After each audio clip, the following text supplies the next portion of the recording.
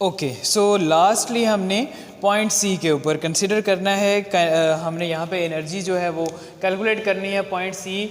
एक बात आपने याद रखनी है पॉइंट सी के ऊपर, जस्ट बिफोर हिटिंग, ठीक है, जब हिट करेगा तो रुकेगा या कुछ होगा, ये बात का मामला है। Just before a moment before hitting हमने इसको यहाँ पे कैलकुलेट करना है। और यहाँ तक पहुँचते पहुँचते इसने यहाँ से लेके यहाँ तक का जो डिस्टेंस है वो हाइट के बराबर का कवर कर लिया हुआ है।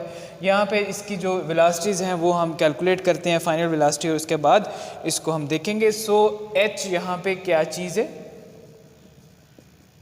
Distance covered.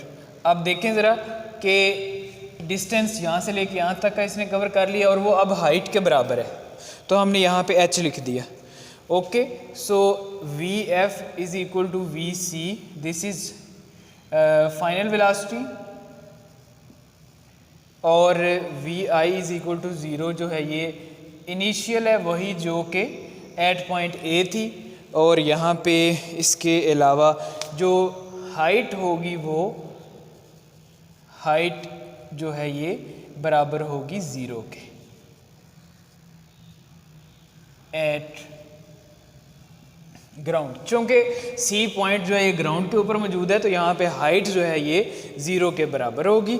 सो इसके लिए अब हम बाय इक्वेशन ऑफ मोशन लिखते हैं। बाय इक्वेशन ऑफ मोशन क्या आएगा, by equation of motion 2as is equal to V F square minus V I square. यहाँ पे जितनी वैल्यूज़ हैं उनको हम ऑलरेडी डिफाइन कर चुके हैं। एक्सेलरेशन इज इक्वल टू जी है। एस जो है यहाँ पे क्या चीज़ है, एस इज़ द डिस्टेंस, और डिस्टेंस कवर्ड जो है ये एच के बराबर है। उसके बाद यहाँ पे फाइनल वेलोसिटी है जो कि वी एफ है, ये बराबर है वी सी के, और वी आई जो है ये बराबर है ज़ीरो के। इन वैल्यूज़ को पुट करते हैं तो क्या आएगा, 2gh is equal to V C square minus zero. So यहाँ से V C square will be equal to 2gh, और काइनेटिक एनर्जी किसके बराबर होती है, half M V C square के। तो यहाँ पे क्या आएगा, 1/2 into mass into V C square जो है ये 2gx के बराबर है। 2 के साथ 2 कैंसिल आउट हो जाएगा और mgh के बराबर आ जाएगी काइनेटिक एनर्जी। ठीक है जी। सो काइनेटिक एनर्जी यहाँ पे mgh के बराबर आ गई। अब पोटेंशियल एनर्जी किसके बराबर होगी, m इंटू जी इंटू हाइट। हाइट यहाँ पे ज़ीरो है तो ज़ीरो पुट करेंगे तो पोटेंशियल एनर्जी जो है ये हो जाएगी बराबर ज़ीरो के। टोटल एनर्जी किसके बराबर आएगी, kinetic energy plus potential energy, और काइनेटिक एनर्जी यहाँ पे mgh है और पोटेंशियल एनर्जी ज़ीरो के बराबर है। सो टोटल एनर्जी इस पॉइंट पे अगेन जो है वो mgh के बराबर आ जाएगी। So total energy at C point mgh के बराबर आ जाएगी। अब तीनों पॉइंट्स पे जो एनर्जीज हमने कैलकुलेट की हैं इनका मवाजना करते हैं तो हमें पता चलता है कि ये जो एनर्जीज हैं आपस में इंटरचेंज होती रहती हैं, लेकिन टोटल एनर्जी जो है वो हमेशा ज़ीरो रहती है। अब देखें कि ए बी और सी तीनों पॉइंट्स पे टोटल एनर्जी जो है ये is equal to mgh। So total energy of body always remain constant. ठीक है जी।